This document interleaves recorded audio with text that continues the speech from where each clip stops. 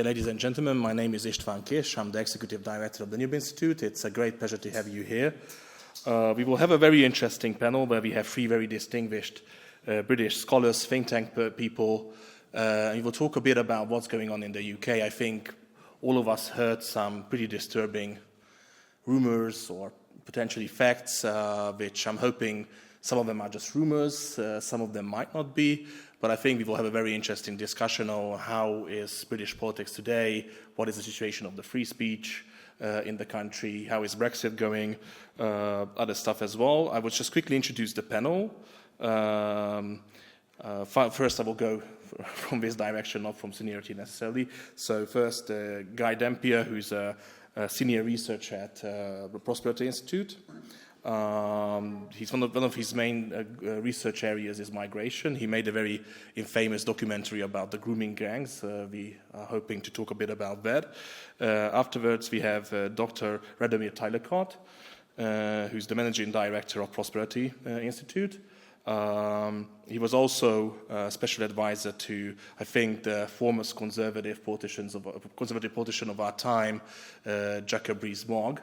So hopefully he will come up to some extent in the conversation as well. And last but not least, we have Doug Stokes, who's a senior advisor at Prosperity Institute, but also a professor at Exeter University.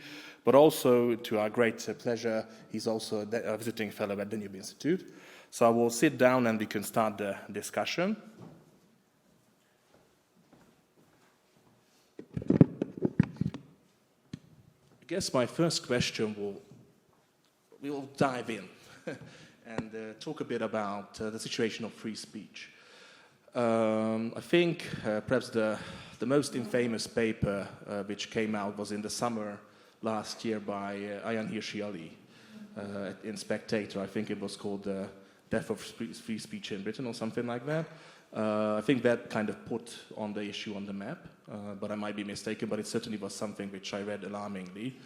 So if we just look at some of the mostly right-wing media and what they are discussing about the UK, it seems that now potentially you have people who are being jailed or at least getting fines for comments on Facebook, which for me is pretty horrifying, especially coming from a post-communist country. I never would have thought that the UK would do anything like that, and I'm hoping this is not necessarily true.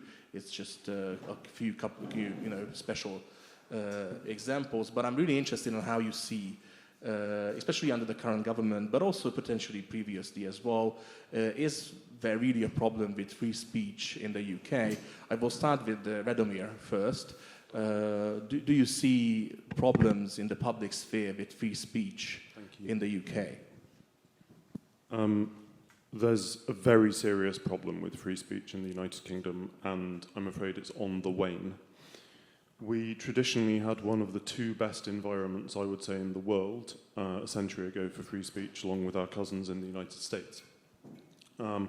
This is no longer the case, and I'm not always a fan of the American constitutional tradition, but I will certainly acknowledge that for now it's been a better protector in our time of freedom of speech. We're in serious trouble. There's a caveat there, and it's my caveat for much of our conversation, which is that I think things for the next 4 or 5 years in the United Kingdom will get worse before they get better. So I don't want to give the impression that I'm pessimistic in the long run about the United Kingdom. I'm not, and I think, as we'll talk later, there are things that are very good that are happening that are being missed. However, I'll just give you a little anecdote. So a couple of years ago, I was invited to a conference in Romania, and I was asked what I would like to talk about.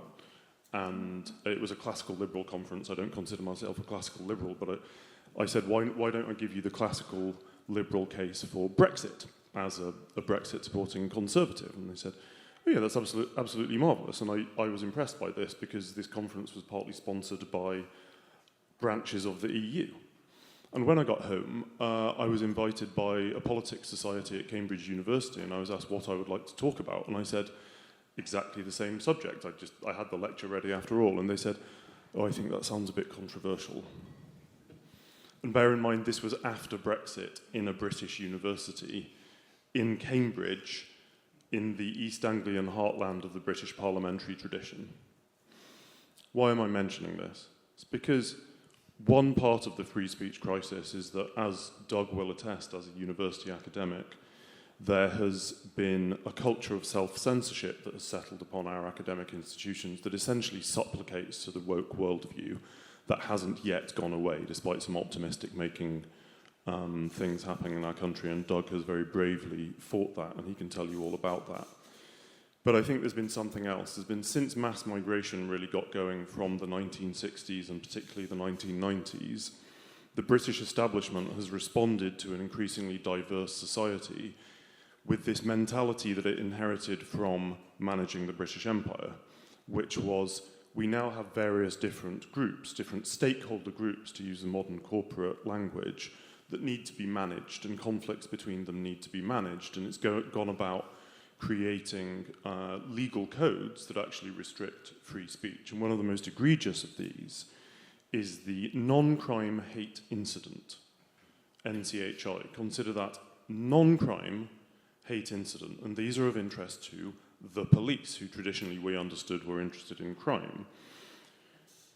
The non-crime hate incident is an Orwellian concept that was created by a quango called the College of Policing, that is a Blairite creation. And it was given to police forces by this quango as something that they needed to monitor. So the police now record non-crime hate incidents whenever anybody makes an accusation that a fellow British citizen has committed one. And these could be expressing the quote-unquote wrong opinion about transsexuals or migrants and so on. And they don't have to be even crimes. So the public are now encouraged in this very Stalinist manner to report on each other to the police, who will put your name on a list and cannot refuse to do so.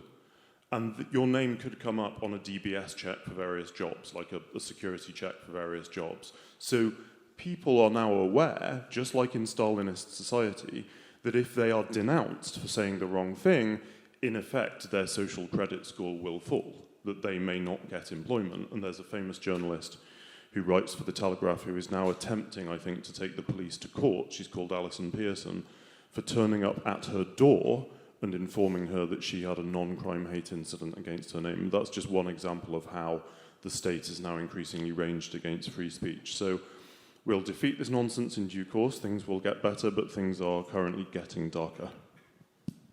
Well, thank you. That's, I mean, that was a bit frightening to hear, to be honest. And I never would have thought that the UK could sink so lowly. I'm sorry to say that. I'm not sure if Guy, you have anything to add, or if there's, let's say, because you've been dealing with migration as well, are there like topics which are certainly out of the pale that it's very difficult to talk about? Do you see anything like that? That, let's say, there are certain elements which are much more strict, where it's harder to talk about? Is it just in politics, or it's more kind of cultural and social as well? Definitely. So a lot of this goes back to a report in the 1990s called the Macpherson Report, which was in the aftermath of the racist murder of a black man by two white men, two white career criminals. And one of the problems in the report was that it said that prejudice was perceived, which meant that you didn't actually have to prove that something prejudicial had been said or done. You just simply had to say that you believed that someone had been prejudicial against you. And so the good intent of wanting to have better race relations led to a situation where license was given to groups to basically take offense. And it created a set of perverse incentives, because it makes a lot of sense to take offense if you can then turn around and use that to argue for more protections, which effectively means more powers.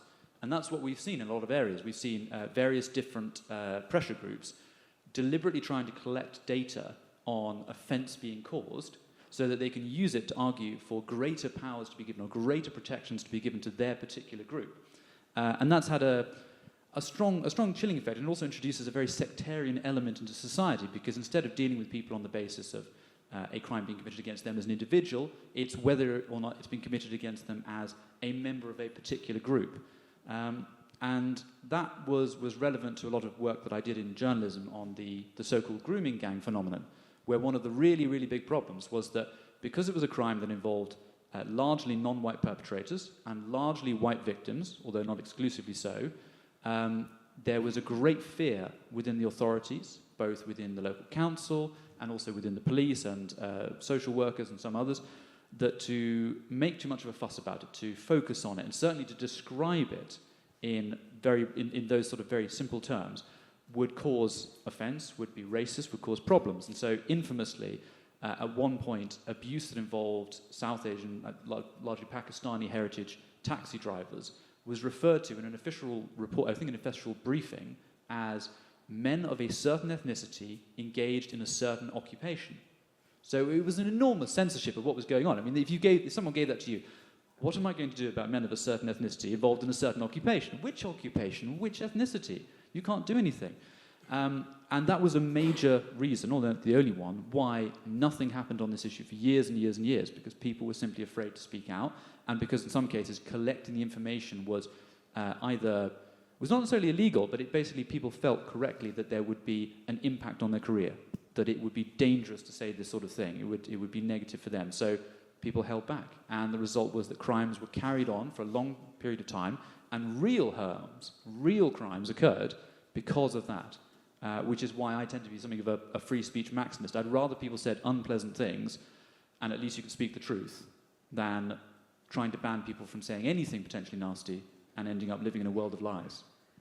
Oh, I agree. I'm kind of very much a free speech purist myself. I think as long as somebody's not inciting violence against people, they should be able to say any nonsense they want to. But also, do I understand correctly that what I kind of saw is that because, as you mentioned, it's basically focusing on different kind of community groups, multiculturalism also helps basically kind of creates more like tensions between the different ethnic groups themselves. So let's say the Indians and the Pakistanis and the Muslims will infight as well because of the same resources. So it's not just kind of not helping non-whites and white relationship. It also basically destroys cohesion between all of the groups because they basically trying to get the same resources. And if you're part of a community, it's easier to access that resources. Definitely. Nobody's going to give you a community centre if you don't have a community. So it's better to have a community so that you can then access those resources. But as you say, it has an inbuilt logic which is naturally divisive, in that you're telling people that based on immutable characteristics, they should divide themselves up and they should organise themselves and they should spend time together.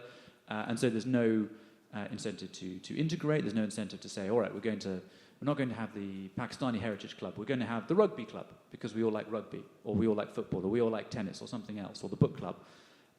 It has an inbuilt logic, which we also see more broadly within the British state with devolution, the process of giving powers to certain parts of Britain, namely the Celtic fringe, so Scotland, Wales, where the inbuilt logic is once you give people power and a lot of their continued income and their continued power rests on that, you've always got to push for more, because that's how you maintain it and that's how you get more of it. So it's had a very, very negative effect. Again, people want to organise in their private lives in particular ways because they share interests or heritage or something else. That's perfectly fine and reasonable. But when the government steps in and supports this and encourages it, it has an extremely negative effect. I agree. I think it's very dangerous because it basically destroys communities which could be based on higher values and not on ethnicity. So I think it's very dangerous. I would like to just quickly turn to Doug because universities were mentioned, and we all know that universities are sadly, one of the places where wokeism originated. Now, I studied in the UK as well. Mind you, it was more than 10 years ago. Back then, I never felt threatened, so I was as conservative as I am now, but I could speak my mind. Perhaps people didn't talk to me afterwards, but they didn't cancel me. They didn't, didn't try to throw me out of the school. The teachers were open to different opinions. Is that still the case, or did that change? And is free speech endangering universities as well, basically, in the UK? Well, free speech is very much in danger. I mean, I worked with a small team of academics who were quite diverse, disaffected liberals, conservatives, classical liberals, and gender-critical feminists as well, to help drive the academic freedom legislation under the last government. It's a great frustration of mine that the Conservative government couldn't even get that over the line. So when the Socialists won, one of the first things they did was to attempt to repeal and destroy that legislation. So we had to fight a guerrilla war. They've removed the tort, so essentially you can't take the university to court anymore and win money. So they removed the legal threat of it, but we've only managed to keep that legislation through a rearguard action, media action, and other forms of pressure that we've applied. So that shows you the direction of travel that the Labour government wanted to go in. And obviously now with the Trump dispensation, and they're much more attuned to free speech, that would put a sort of, I guess, some sort of guardrail on the Labour administration. But just echoing the themes that we've already seen from Guy and Rado, I think the most pernicious effect of this stuff is really the subjectification of offence and the incentives that exist within that subjectivity. And that really emerges from a deeper legal framework. So in the last years of the Blairite government under Brown, they passed what was called the Equality Act. And within the Equality Act basically says that all the public sector bodies, the public sector in general, has to promote harmony between people of protected characteristics. And within that, you've got what's called the Public Sector Equality Duty, which legally mandates the public sector to promote harmony amongst people of protected characteristics. And so that really is the legal framework for wokery. So when you see the Daily Telegraph running endless headlines about diversity in the National Health Service, or diversity in the Ministry of Defence, all of those bodies can ultimately turn around and say, well, we're doing this because we're legally mandated under the public sector equality duty. So we had 14 years of so-called Conservative government. And so the way in which this stuff works is it sets up a legal framework and then it institutionalises this, often through one-step removed forms of governance, quangos, quasi-autonomous non-governmental agencies, NGOs, etc. And so you can't quite reach these things, but these ultimately form what we might call the deep state or the blob. So although you may have a Conservative government in power, if it doesn't have a strategic framework for taking this on, the blob exists. And so what the Blair government did, the new Labour government did, is it ultimately constitutionalises forms of embedded progressivism in one-step removed forms of quasi-autonomous governance.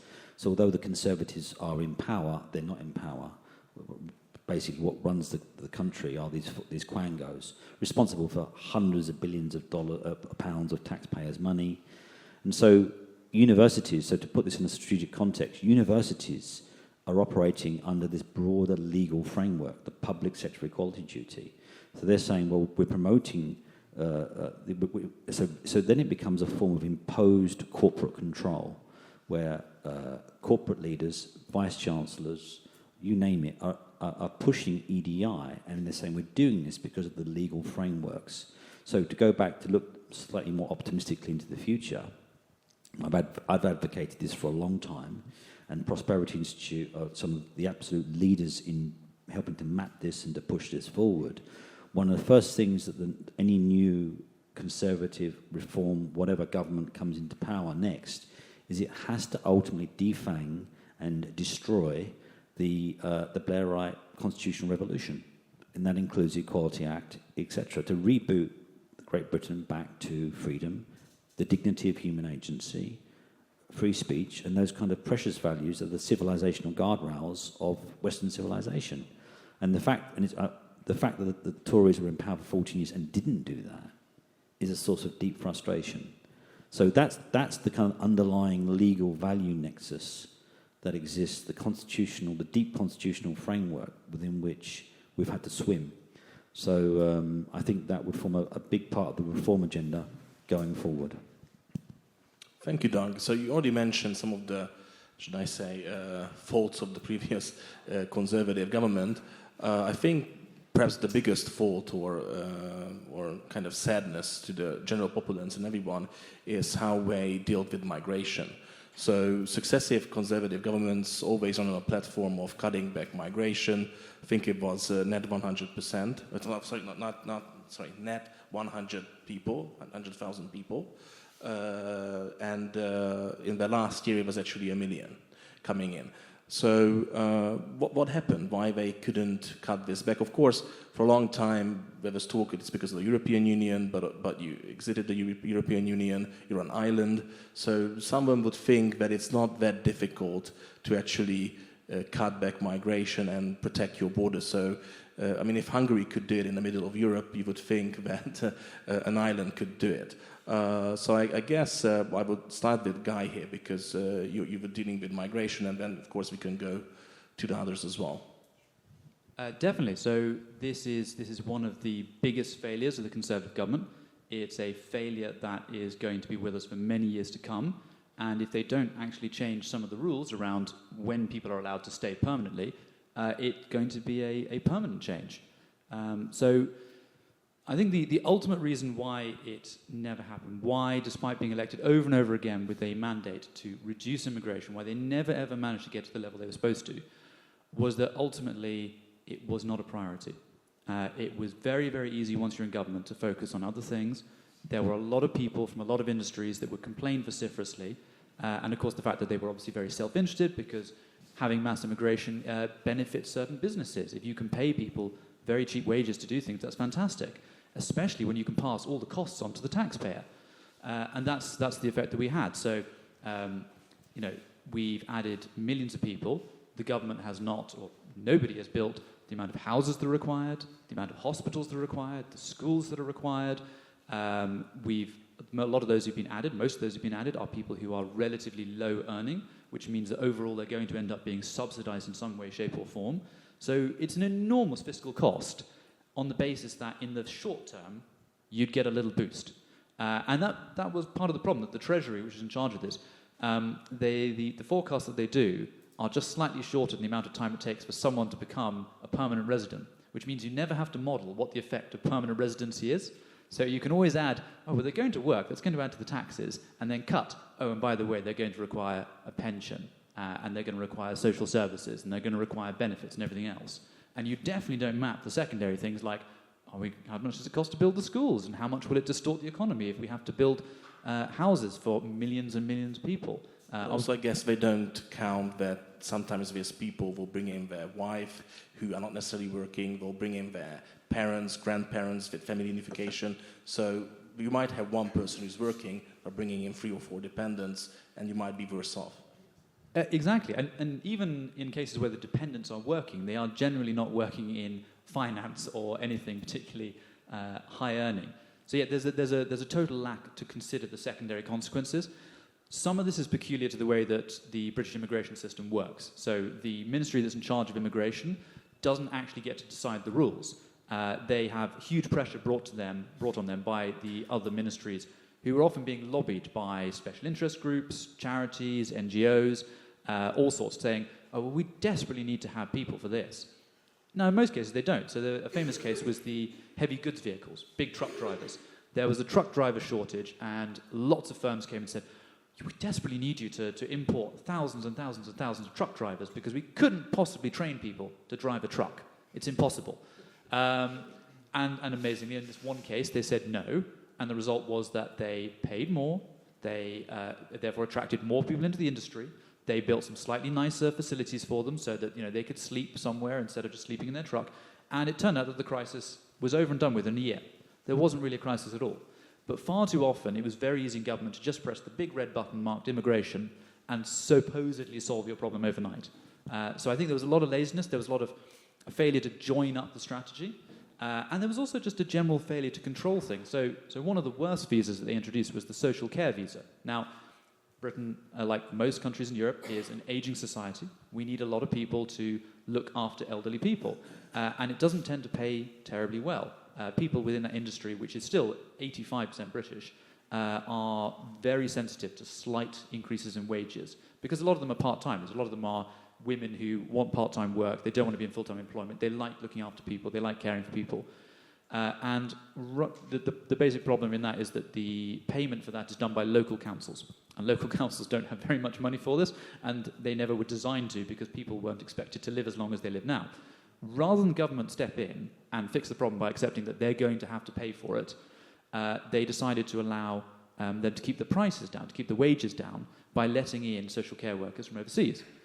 They predicted that they might get 6,000. In reality, they were getting more than 6,000 every single month.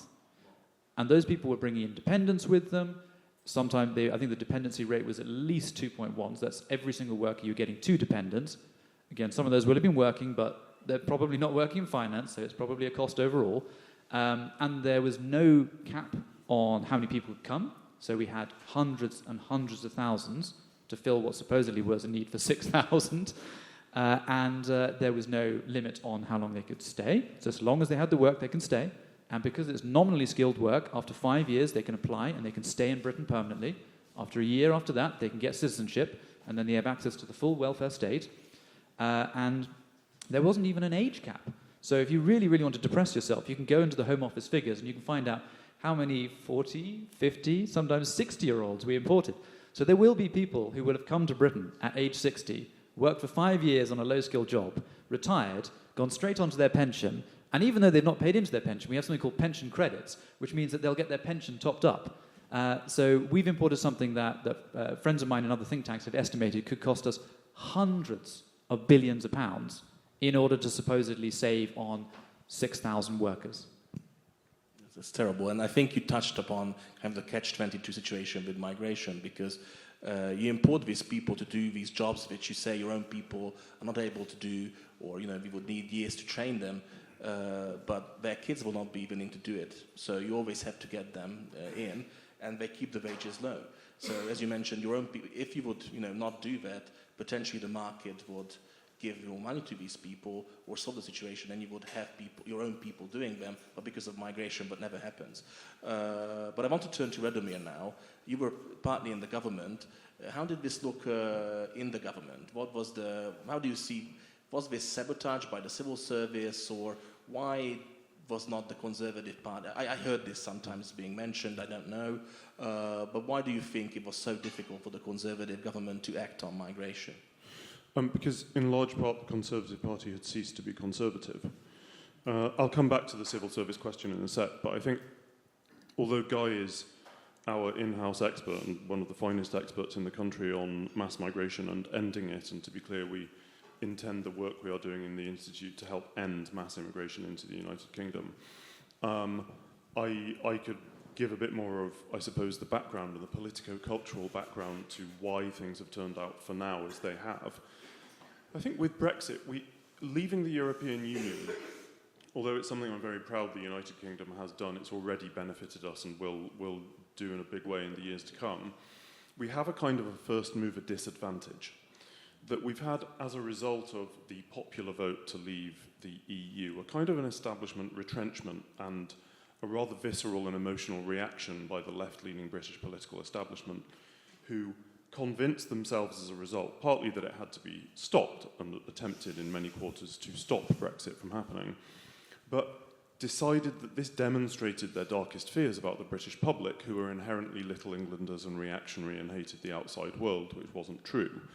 And so within the civil service and other places, there was a concerted effort to fight back and with renewed vigour continue to reshape the country as they sought it to be. So I think there was probably an awareness among Home Office civil servants of what the new rules that Guy has described, particularly the social care visa and rules on dependents, and the income one would have to come to the country. I think there was probably an understanding of, among many civil servants, about what that was liable to unleash. There wasn't an understanding among Conservative cabinet ministers, but there wasn't enough of an investigation into the realities of what these policies would do. And I think one of the reasons for that was that many Conservative cabinet ministers, although they were nominally Conservative, they were also from the home counties and the metropolis and worried about being seen as nasty through their support for Brexit. And taking a liberal tone, as they thought it was, on immigration was a way of dealing with that, a way of seeing that off. So I think that was at work. But then why was that at work within the Conservative Party? That happened because, like so many institutions, it had basically ceased to be conservative. What do we mean by that in this case? It had forgotten that a nation and a nation holding together in the long term depends on shared culture and shared identity. And a nation state springs from and exists because there is a broadly homogeneous culture with shared identity and shared norms. They had bought into basically the liberal view, and you hear senior conservative politicians describe themselves as liberals to this day. The liberal view was that actually the nation consisted of a set of institutions, and all you had to do was come to the country, broadly sign up to the institutions and laws, and you could immediately become as British as anybody whose family had been there since the Bronze Age. And of course, in theory, you can. There are many immigrants who have come to the country who are as patriotic as I like to think I am. But the reality is, above certain numbers, you're going to create stresses as other cultures are imported and simply remain and cease to integrate. And with the numbers we have, for now, we can forget about integration into our society, and we're seeing increasing ghettoization. So I hope that that serves as a warning to Hungarians and other people in Central Europe. Thank you. I'm not sure if Dagi would like to chip in or... Listen to what Guy just said, that even shocked me. I wasn't aware of some of those stats, so I was like, my goodness. I think basically, I think the problem, and to try and put more of a philosophical spin on it, is that what I think's happened on a meta-philosophical level in the UK, maybe in the West more generally, is in the post-war international system, a new moral order emerged as a response to the horrors of Nazi Germany. And that moral order basically said the apex value had to be one of inclusion and openness. And so values like the nation or boundedness or communities or the tribe had to essentially be deconstructed and destroyed and repudiated. And you see that institutionalized in forms of supranational institutionalism, for example, the EU. And in many ways, there's an honour to that. I mean, you can see that the horrors of World War I and World War II, how it drove that forward. But I think that when we operate and move forward, we need to be cognizant not just of politics in the everyday, but the meta-political aspects of the terrain that we are on. And I think that moral order and how it was underpinned by innovations in social theory, postmodernism, deconstructionism, post-colonialism, and how that essentially is pumped into the culture, and essentially how it is the repudiation of boundedness, is the repudiation of the nation.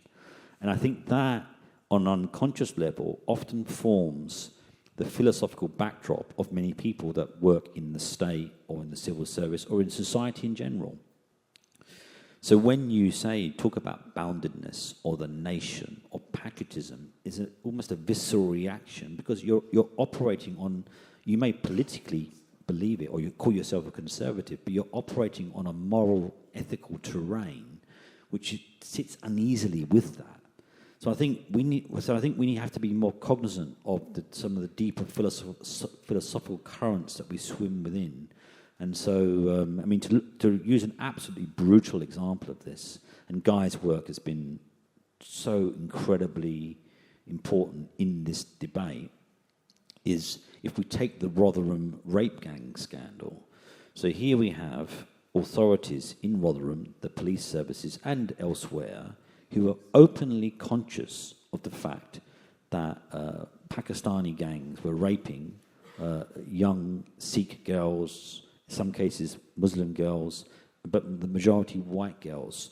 But they wouldn't go near it because of the ethnicity of a certain ethnicity doing a certain job. So essentially, if you peel that back, what that is, it says that we would rather allow the industrial rape of young, vulnerable girls rather than commit the ultimate social taboo of noticing the ethnicity of those doing the paedophilic rape. So that's the moral order that we're on. So we have to be cognizant of that, and that, going forward, has to be deconstructed from outside. Oh, it's pretty bleak. It's hard to continue from that. Let's turn a bit to Brexit. So I personally am a bit disappointed. I'm not sure Brexit was done 100%. I think you should have been tough and just said, no deal Brexit is perfect for us. If you want something else, make a better deal for us, which never really happened. But also B, because I think, as was partly mentioned by I think both Radomir and Doug as well, a lot of these European constitutional traditions have been creeping into the British system. You're still members of the European Human Rights Court, but also you basically have a high court which acts as almost as a constitutional court instead of the House of Lords. So I would turn first to Radomir, that as somebody who's been very much involved in the Brexit process, you're one of the prominent Brexiteers, how would you assess Brexit? Are you happy with it? Are there things you would still like to see happening? What is your assessment years after Brexit?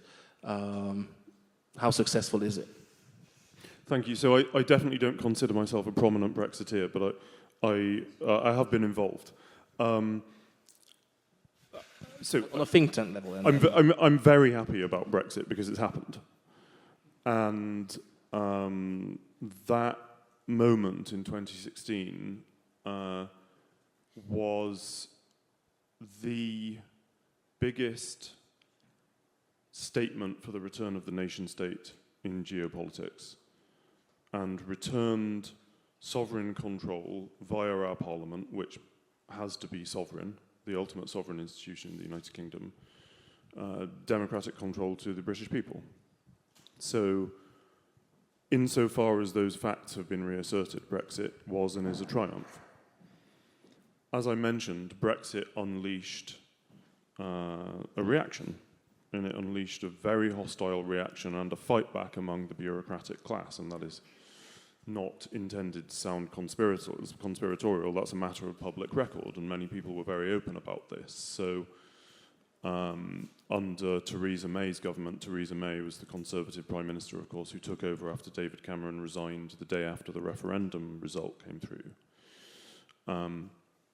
She was advised by the civil service to create the Chequers White Paper, as it became known, which would have harmonised British regulation back with the European Union without any say in Brussels about how ultimately our regulations were made. And so at the Institute, when I worked there before in the past, one of our projects was creating an alternative, effectively an alternative white paper that could become a rallying point for Eurosceptics. And we like to think that had some effect. That said, the Conservative Party was not, to a man, in favour of the idea of British sovereign trade policy, and after that point allowed a very important piece of legislation to be watered down some years later. That's the Rule Bill, or Retained EU Law Bill, and that was the legislation that, having reasserted control over the regulations that sap our economy, was going to scrap a great deal of regulation, and it was basically watered down close to pointlessness. So this is the problem, that we don't yet have parliamentarians and bureaucrats who are able to grip Brexit and turn it into the, if you like, realised triumph economically that it can and in due course will be. What's happening now is people have woken up to the state of parliamentary politics. It's partly because of this, but especially because of the migration situation that Guy has described. And they are abandoning the Uni Party, and this is why Nigel Farage's Reform UK Party has broken its previous ceiling of support and is now one of three major parties, and it's entirely plausible that it could be in or even completely dominate a future cabinet and government. So things are changing. I think, British revolutionary periods are not always understood, at least by other Western European elites. Our glorious revolution in 1688 laid the foundations for the modern parliamentary system, and was not understood at that time as the triumph that it later became. So we won't go through a civil war this time, as we did from the 1640s to 1688 at times. But this is a fractious and revolutionary period in our national life that is continuing and is yet to reach fulminance. Thank you. Well, I would like to turn now to what has been mentioned, and that is kind of actual party politics of today. So it seems that the Labour government has hit a low, and their popularity is really, historically low compared to other governments. We know that they were never really popular, but we can talk a bit about that. But it's still kind of shocking to see it, while Reform is now measured as the most popular party. So my question really is, what is the future of the Conservative Party?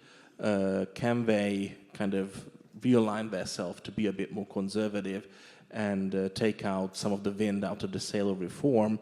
Or, will they make a deal with Reform, or Reform will just overtake them and the Conservatives will become obsolete? Also, because of the British system, I guess it's very difficult for a new party like Reform to really kind of stabilize themselves and be a force. So I would just like to go through the whole panel, perhaps start with Guy, and then we can talk about that. So how do you see basically the future of Conservative politics in the UK? So I think you're right. The big thing to remember is that although Labour won a record-breaking victory, they did it with fewer votes than they got for their record-breaking loss in 2019. So it wasn't that voters turned out for them, it's that voters were fed up with the Conservatives and stayed home. And a lot of the voters that they'd had in 2019 as part of the realignment were people who maybe had voted for Labour or for a different party and were now willing to try something else. And I think a lot of what precipitated that shift was the rise of UKIP and the Brexit Party, the predecessors to Reform, where people felt that they'd been given the choice to actually vote for a different party. So I think those voters weren't necessarily Conservative voters in 2019 that gave them the victory. They were floating voters. They were voters that were right-wing and wanted change, and when they thought they might get it, they voted Conservative.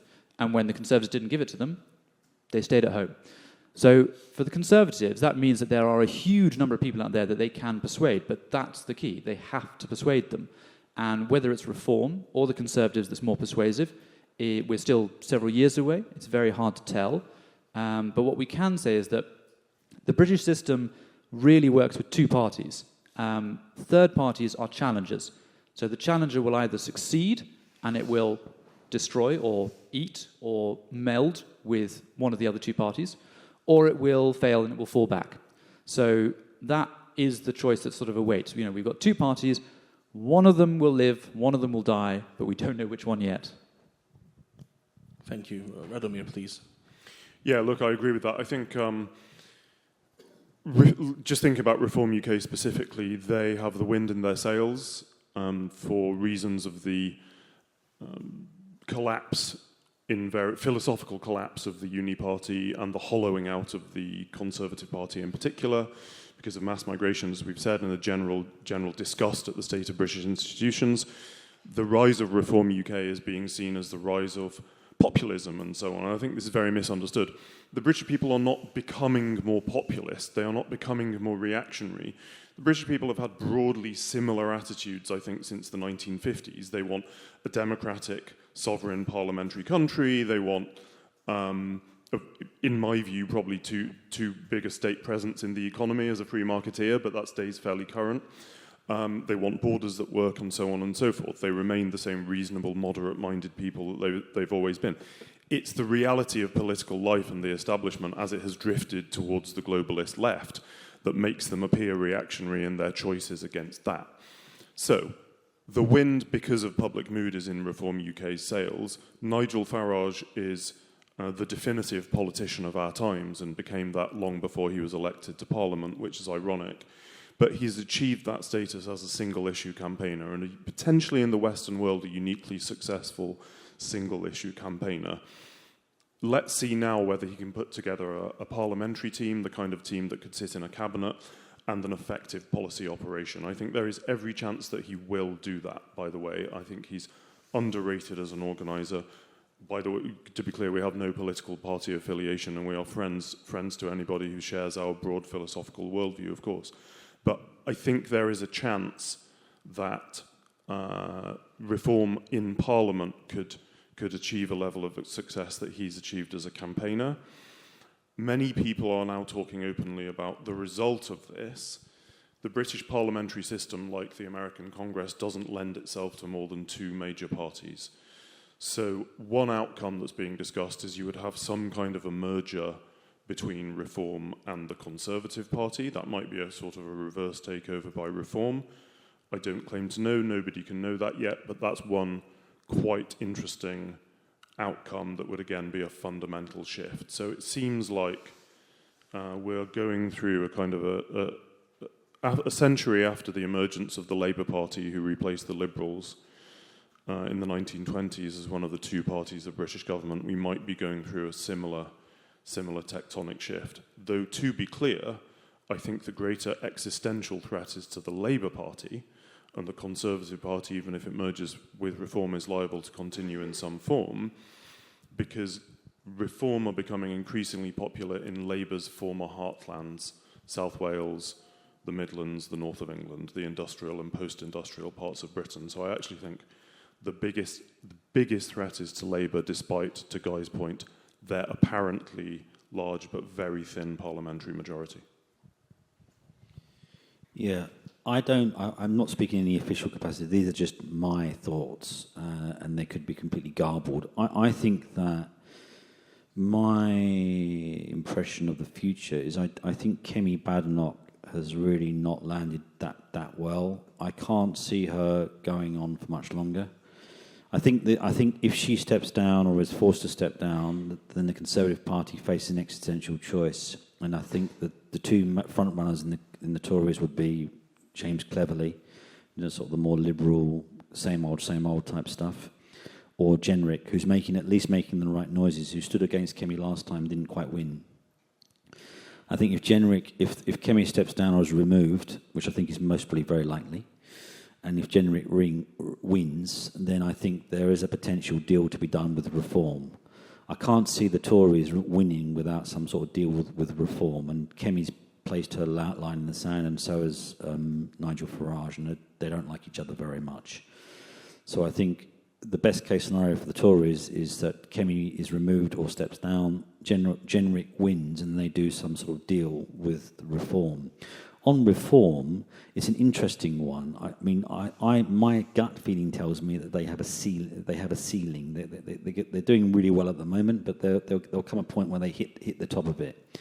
And so whether they can sort of move beyond that, I don't know. I suspect they're getting their ground game very, very strong.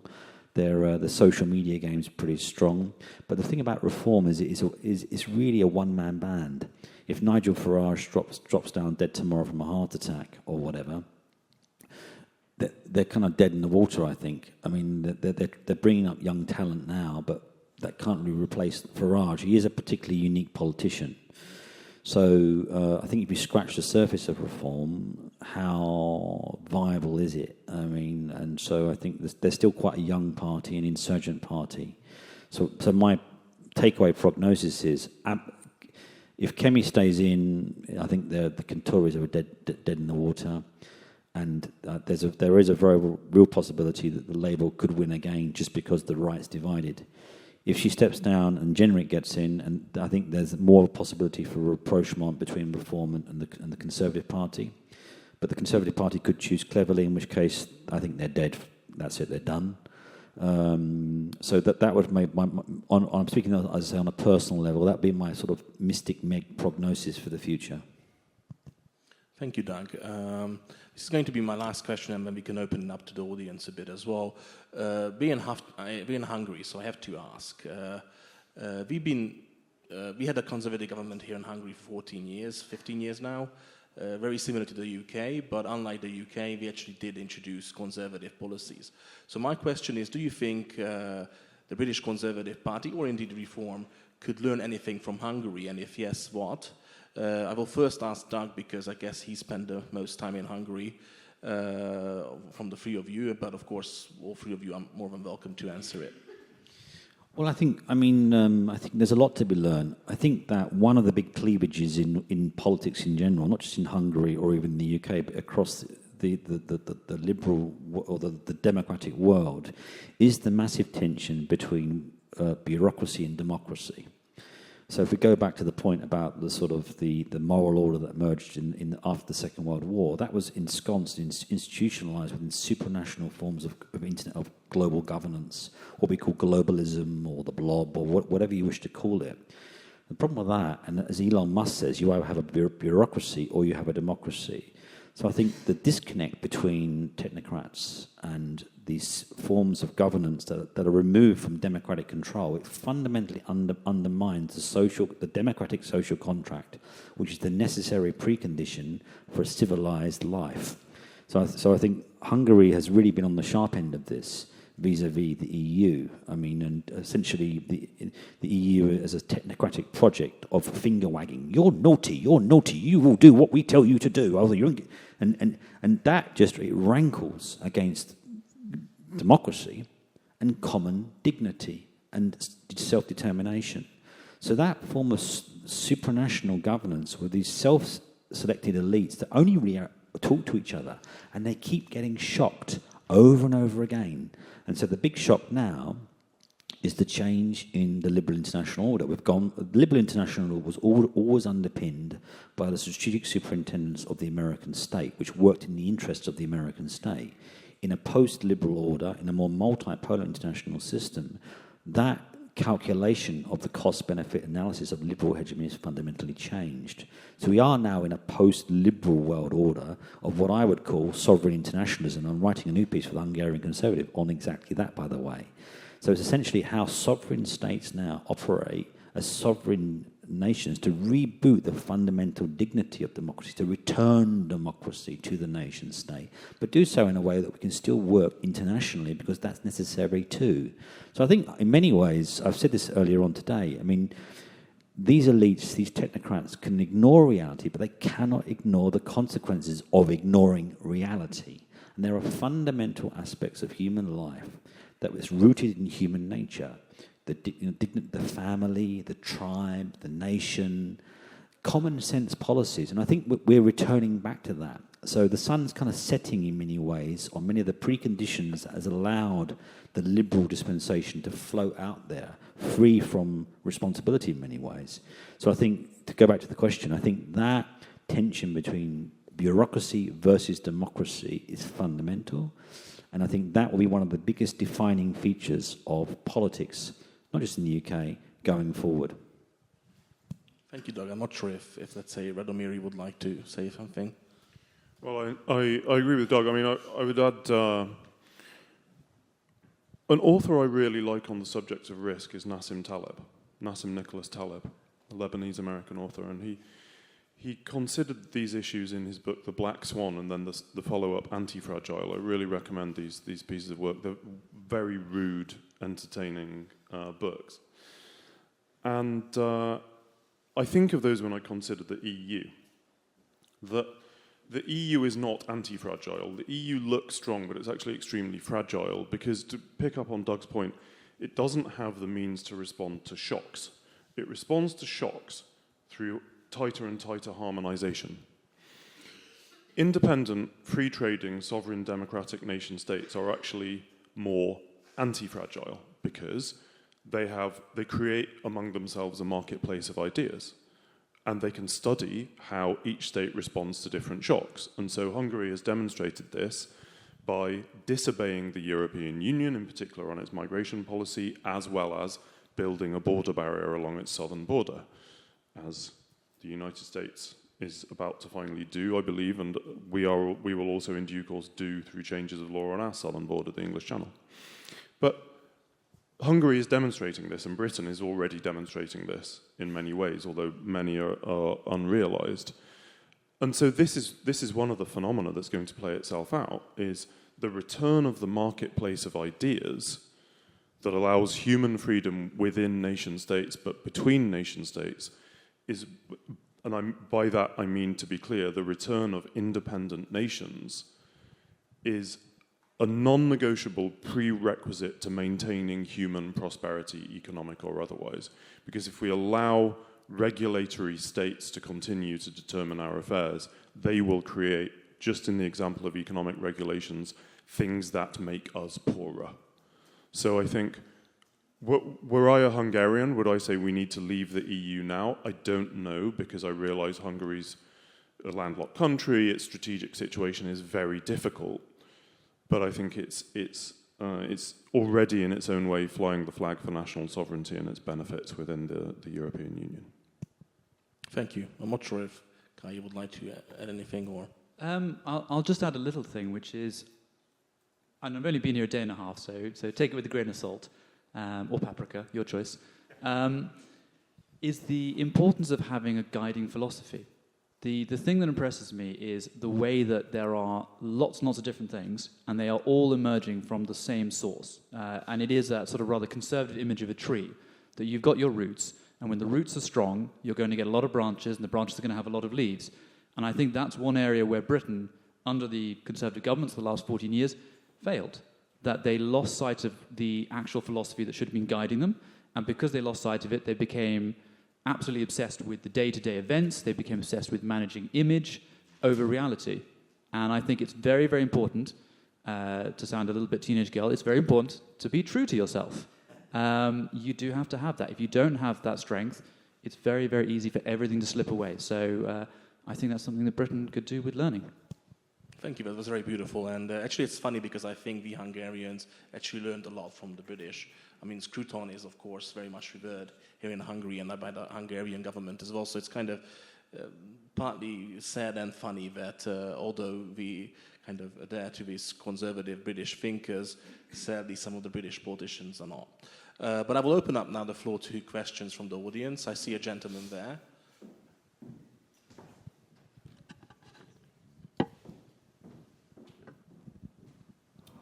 Thank you. In terms of the Conservative Party and the leadership which you talked about, there was one person you didn't mention who I saw recently on a podcast, and she seems to have stayed quite true to her roots, which is Liz Truss. Would you have any comment from the three of you of her potential to, if you like, step back into the past to recreate the future? Anybody would like? It's a good question, to be honest. If by that you mean return to the parliamentary front line, she seems to be having such a good time doing her own thing, touring the world, making speeches, doing podcasts and turning up at conferences, that I suspect she's not missing it that much. I genuinely don't know. I think she has certainly been radicalized by her experiences in office and her understanding as a result of the state of the state. She expresses this eloquently in her book, 10 Years to Save the West, which is only partly about 10 years to save the West. It's also about experience in office and what she saw, which is fair enough. She may, I think, as I say, for now, she's liable to, in the next year or so, do a good deal in the media under her own steam in ways that will soon be revealed. Anybody else would like to comment? Or other questions? The gentleman here.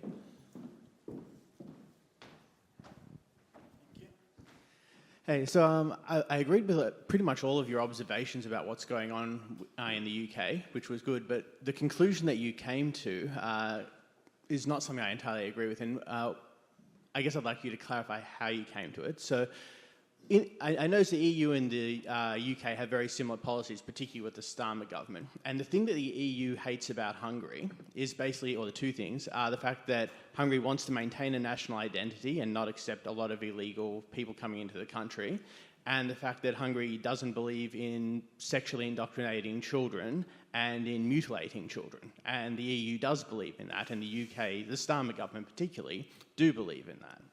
Now, historically, as you actually did allude to before, a lot of these things that are happening in the UK are things that come straight out of communist playbooks. Like you can look at writings from Beria, from the Secret Service in the USSR, where he actually talks about sexualizing children for the purpose of degrading the family unit, weakening families and strengthening the Communist Party. He wrote about that in the 40s. You can go back to the 20s and read from the Sex Poll, similar kinds of plans for how to weaken society and strengthen government.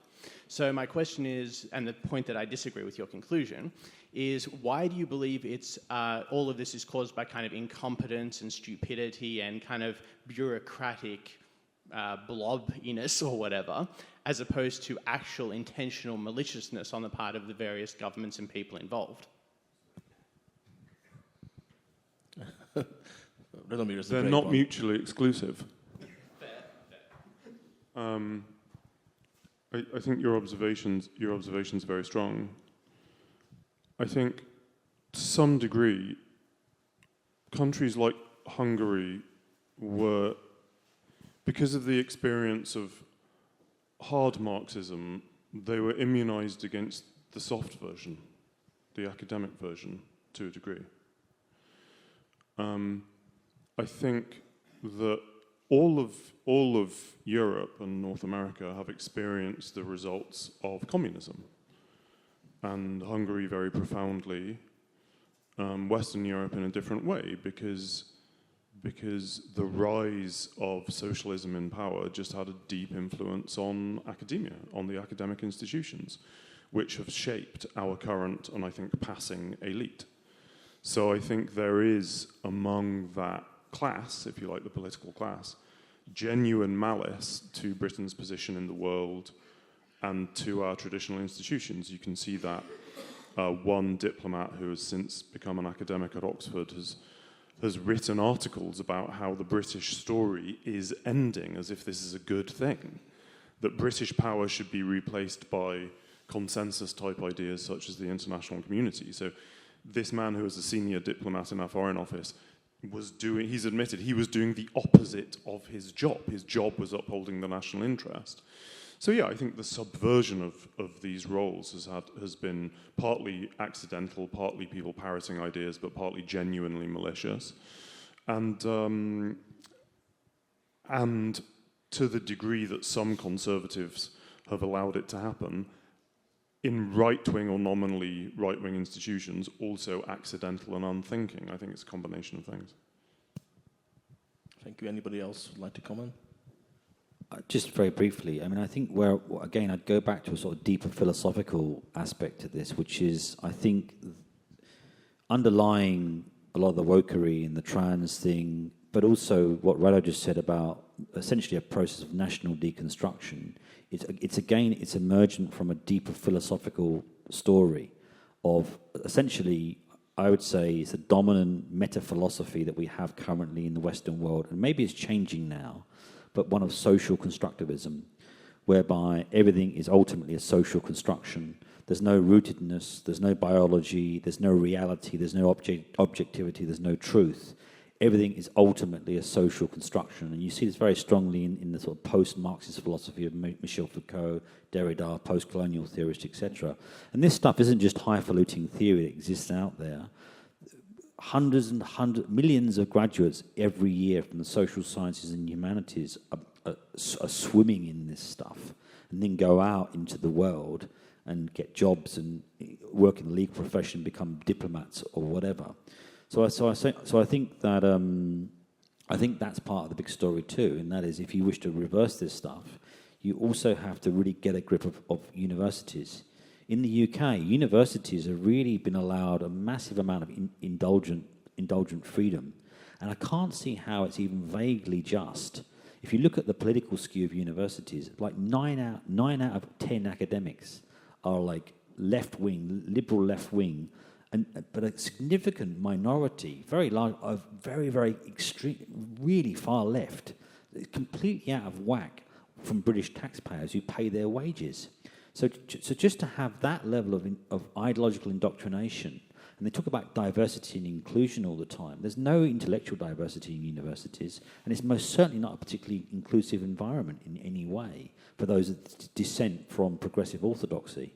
So I think a lot of these ideas really are rooted in a deeper social constructivism, and so we need to sort of reboot back to more common sense ideas, but also that does involve a reform project of higher education, which I think is something that has to happen going forward. We're seeing it now with the Trump administration in the States, just to reboot it back to a more of a balanced, genuinely intellectually diverse community.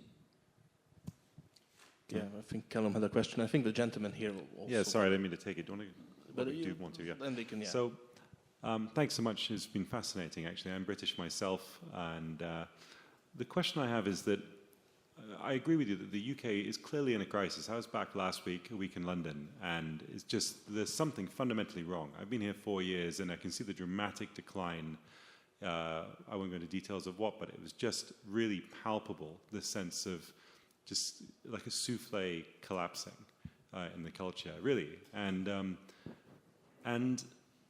I look at the problem, and I often think, okay, what is the problem?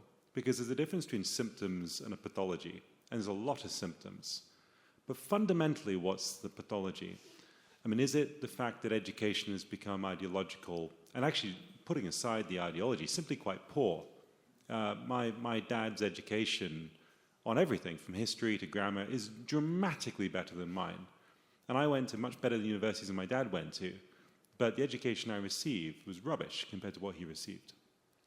And so is it education, or is it, arguably, in the 80s, the Big Bang in finance meant all the talented people, all the engineers at Cambridge and places, they didn't go into engineering, or they didn't go into politics, they all went to finance. Have we just sucked up all the best people into one industry? That's basically a global industry.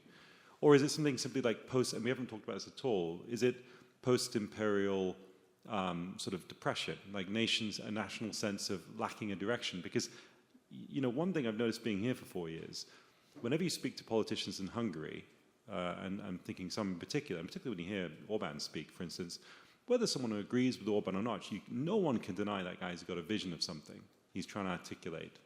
And other people are the same. Now, it's very rare in the UK to encounter a politician who actually has a bigger vision. If you look at all the various prime ministers we had recently, they're all technocrats or even simply just managers. There is no strategic vision. So my question to you in my long monologue here is, what's the problem? Because there are a lot of symptoms, but what's the pathology? And the implication in that is, what's the cure? Doug? I agree with that, Callum, and I think that the other problem, one of the reasons why the civil service and the political elites in the UK got in such a big old tizzy about Brexit is because what pre-Brexit allowed them to do was to essentially offload thinking and the strategic vision. You didn't have to think about the national interest. Ultimately, economic policy, foreign security policy, didn't even exist at the level of the state. I mean, mostly it was offloaded and outsourced to supranational institutions, either security alliances like NATO but mainly the EU. So I just think that there was a kind of collective meltdown of the political class in the UK where they got really angry. What do you mean we've now got to think about the nation? We've got to think about what the national interest is now. We've got to think about what we do with the political economy and what we want to be and where we want to go. How dare you impose this job upon us? We want to. Do you see what I mean? So I think. Yeah.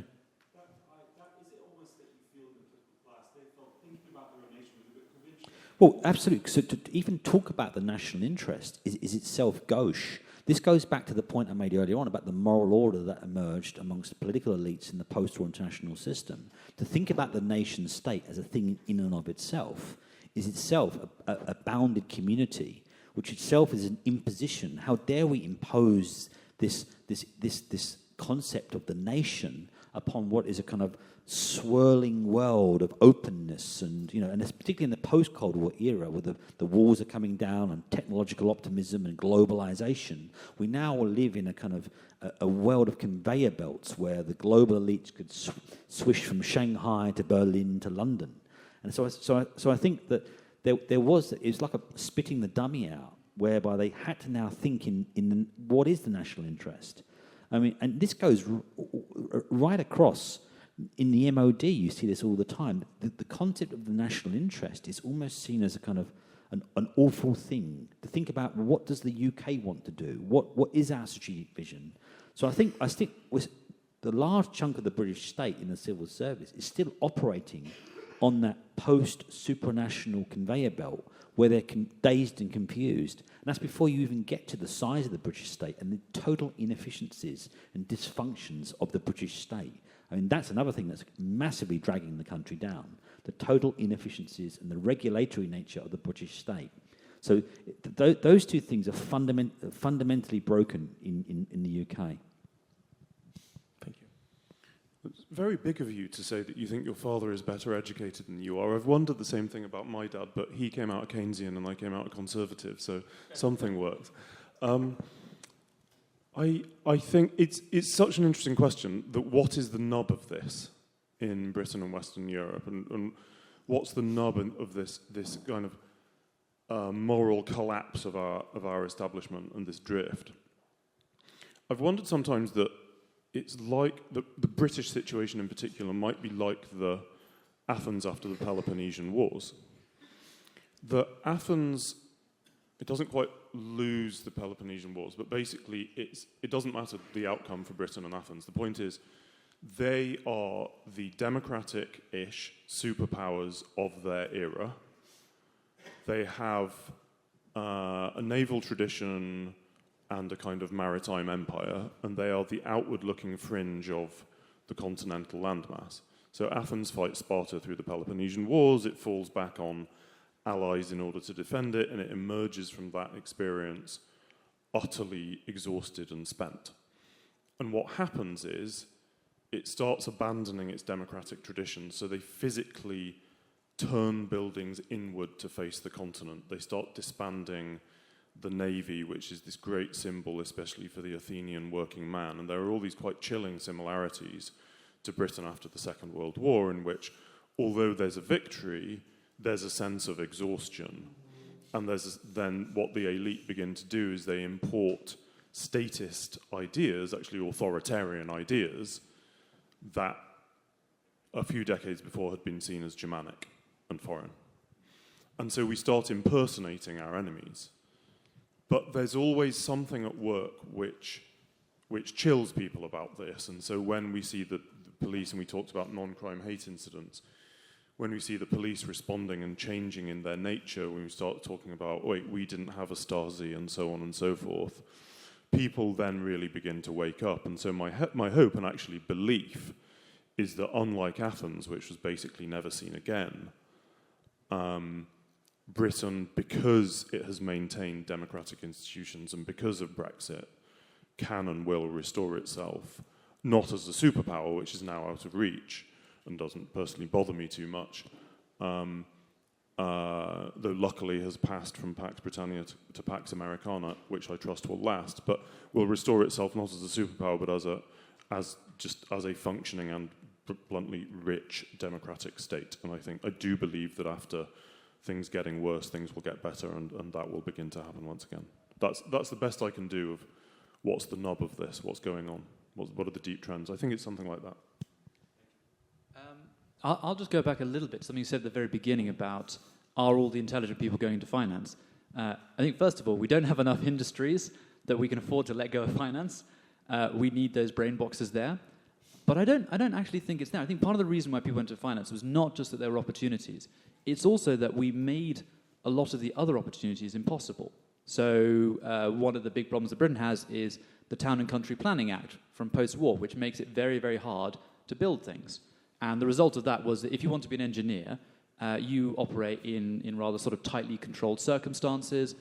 You don't operate in the buccaneering spirit of a Victorian engineer. You can't have an Isambard Kingdom Brunel of the modern world.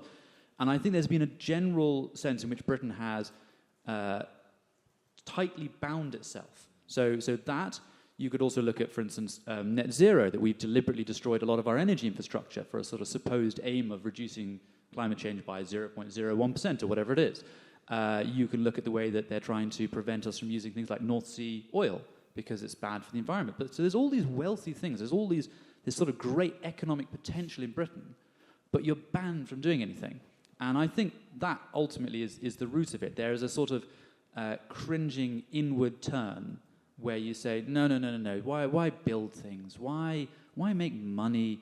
Why try and go to another planet? Why do any of that stuff? We should just sort of, turn in on ourselves and be nice to each other. And if you're not going to be nice to each other, we're going to ban being nasty. And then we're going to force you to be nice to each other by putting you in prison, which is very nice of us.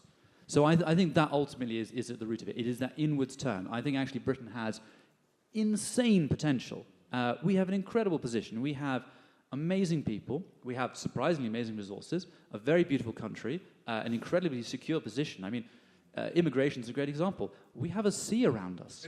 How is it that illegal immigration happens? The only reason it happens is because we allow it to happen. And we allow it to happen because we allow certain laws to prevent us from doing incredibly simple things. So that, in my view, is the problem. It's that inward turn. And I think if we can prevent that inward turn, if we can turn outwards again, and some of that, I think, may be about setting objectives for us in the future. And it's one of the reasons, despite his many weird aspects and flaws, why I really like Elon Musk. Because he doesn't just say, let's make a bit more money or something like that. He says, we're going to go to another planet. And to do that, we're going to have to do a lot of things. And that, I think, is absolutely fantastic. I think it's that outward draw. I think there is, among the other things, part of the reason for the exhaustion is because in the Victorian era, we went everywhere. We explored the world. We found everything. We ran out of places to go to. People were sort of trying to find little bits of jungle in the 1920s that nobody had been to because they'd run out of continents. And so I think there was a sort of certain exhaustion of, God, we've done that. Where do we go now? We better go home. I think we need to set our sights higher. So I'm not going to say that Hungary should have a space program yet, but I do think we should... You do have one, by You the way. do? Fantastic. There you go. See? This is why Hungary is doing better than Britain, because you're aiming for the stars. So that's what I'm going to say. I'm going to say we should all be aiming for the stars. That's where the solution lies. Thank you. Well, One very brief comment. That concept of the inward turn, Frank Furedi, formerly ours, now yours, has written about exactly this process in Western Europe, this sort of sense of dejection. But I think people are now getting bored of it. please.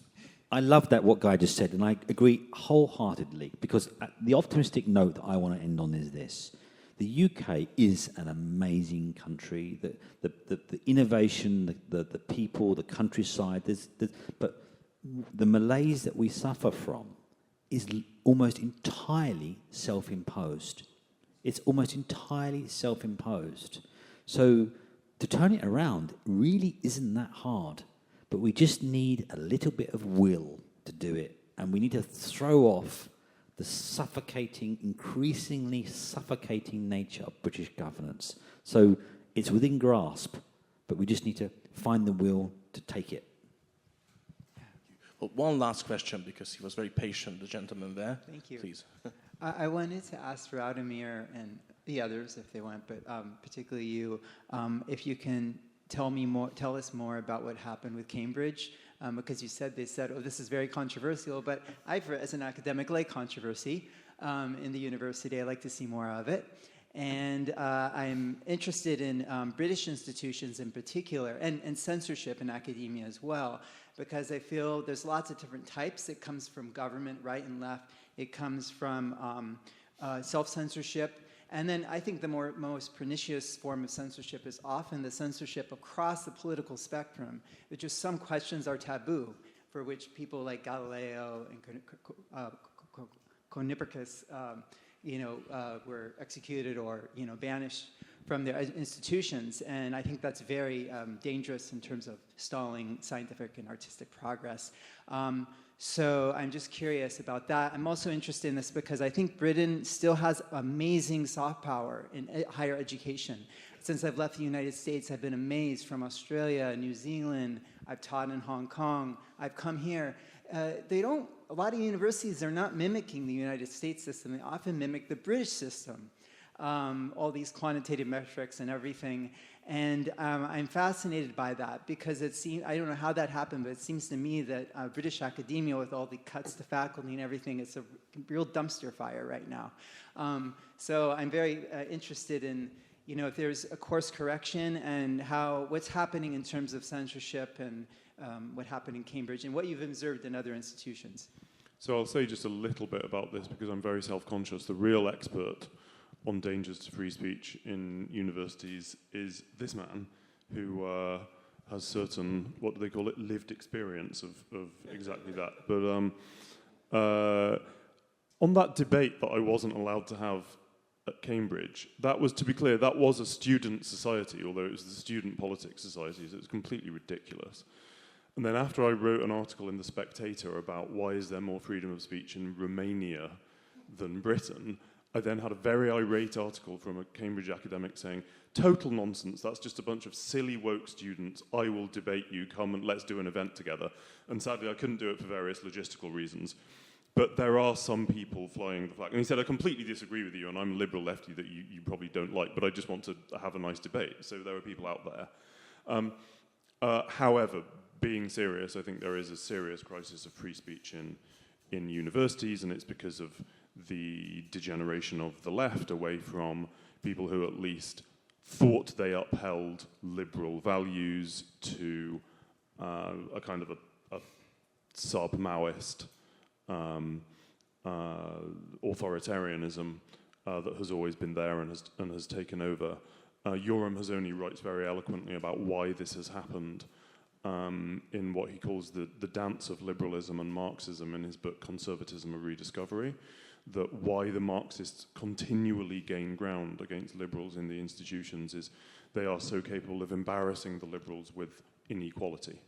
That liberalism doesn't believe that inequality should exist very much in a free state. And so as soon as you point it out, whether it's between sexes or between ethnic groups and so on, liberals are already on the back foot, and so you can become more activist and more activist and more activist. And I think there's a lot in that theory, and I think that explains a good deal of what's wrong in the institutions. However, you are absolutely right. There is a great, probably a uniquely successful British tradition of education that exists in some places and can be restored. The problem has been progressivism, secondary schools such as the one I went to, which were captured by progressive agendas that are fundamentally pro-mediocrity, because you want to cut down the tall poppies, you want to aim for the middle, because again, inequality is embarrassing and they believed unnatural. Yeah, I'd say the biggest problem really, I think UK universities, at least the Russell Group, are very, very good. I mean, they're great soft power, but I think, for me, the biggest problem, is the ideological skew of the academics per se, although that is a major problem, because you're not really doing the students justice, you're not really giving them a diversity of opinion, and so that does need to be rebalanced to some extent. But I think the biggest problem that we face in the universities is more the kind of technocratic corporate creep of the executive class, and that's really the big problem. So the VCs, the provosts, the registrars, and the deans. So what's happened really is universities have gone from centres of, the radical pursuit of truth and contestation and, those kind of wonderful things, broadly liberal in that sense, in classical liberal, understood freedom of speech, etc. It's gone from that to increasingly, especially in the UK, universities now are basically businesses. And so you've got the consumerization of higher education.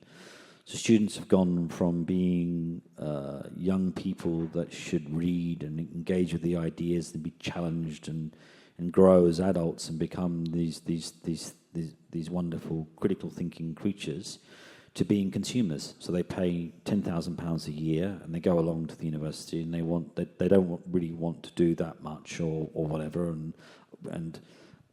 but then what's happened is the executive class in universities have responded to that, so that you have to keep the consumers happy. So what you've had this kind of corporate strategies now where, leading institutions, rather than saying, well, our corporate ethos is one of the radical pursuit of truth, and we'll leave this to the academics to work it out. We don't know the truth. We're just a VC or we're a dean. We have to concentrate on the bottom line and make sure we're financially sound and maintain professionalism. But the rest is really over to academics. They don't do that anymore. Now it is they produce all these corporate statements. So it's kind of like how committed they are to net zero, or how committed they are to anti-racism. And these are noble-sounding things, but they're deeply politically contested and deeply political statements. And they're sort of saying these things as corporate statements, but these are deeply contested ideological statements. But what that then does is, if you don't agree with these things, or you're outside that margin, that very narrow corporate margin, you then feel the chilling effect. So I just think there has been this kind of corporate creep across British institutional life, where what should be custodians of a broad dispensation and sort of value-neutral institutions, particularly universities, have become radically politicised in a sort of Blairite, bland corporate technocratic fashion, where you got this is a business mixed with kind of bland corporate progressivism. So I think that's the biggest problem that we have in universities. Thank you. I'm not sure if you want to say anything, Guy, or... I haven't been in a university for years, so I don't know. Okay. Well, thank you. I think that's a nice final touch. Well, sadly, we run out of time, so please join me in thanking our very distinguished panel, their insights. Guy, Radomir, Doug, thank you very much for coming and being here. And also thank you for the